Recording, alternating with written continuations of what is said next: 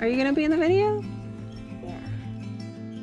I'm Jean Rydberg. I'm president of Ikelite Underwater Systems and aspiring underwater photographer.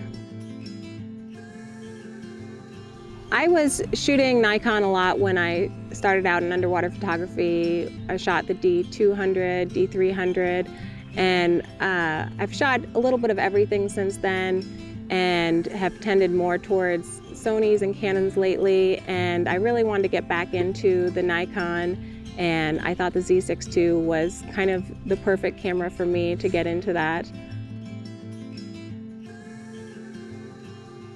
We went to California in May for the Scuba Show Long Beach, which we do every year, and we go and we show off our products and talk to our customers, and it's really great to get out and see everyone and talk to everyone.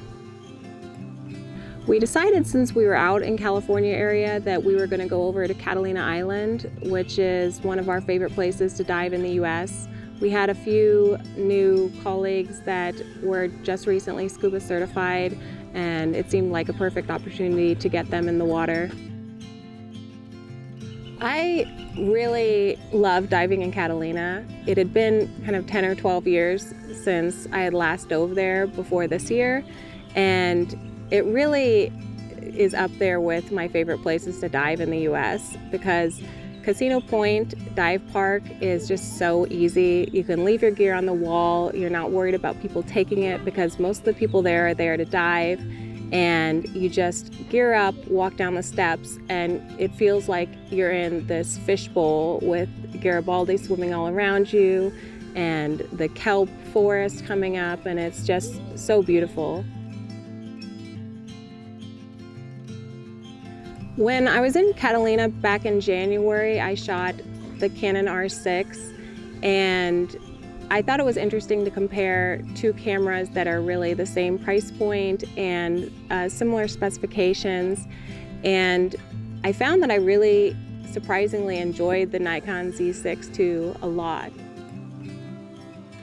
Some things that I enjoyed about the Z6 II I didn't really see until after the fact when we came back and reviewed the footage, and I was really surprised at how awesome the image stabilization was, and also the autofocus tracking, which I feel like not as many people are talking about with the Z6 II.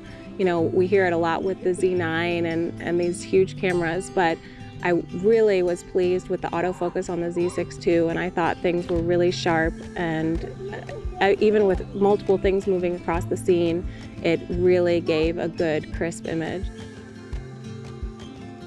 When I'm running a business, I'm looking after two young kids and, you know, a house and weeding and things like that. I'm kind of trying to keep it simple now when I'm traveling, and so I decided to go no lights, no anything, just the housing with a compact dome port, which I know from experience is really sharp with fisheye lenses, and I just wanted to keep things small and streamlined. So I had the housing and I had the cable grip top handle, and that was it.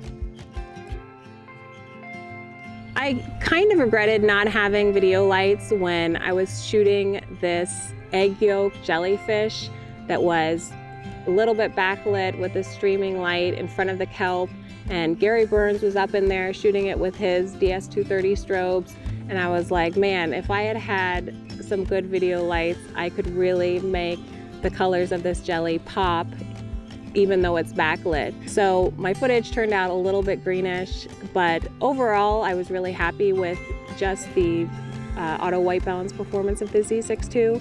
It worked in a lot of scenarios where I had more flexibility of what angle I was shooting in relation to the sunlight.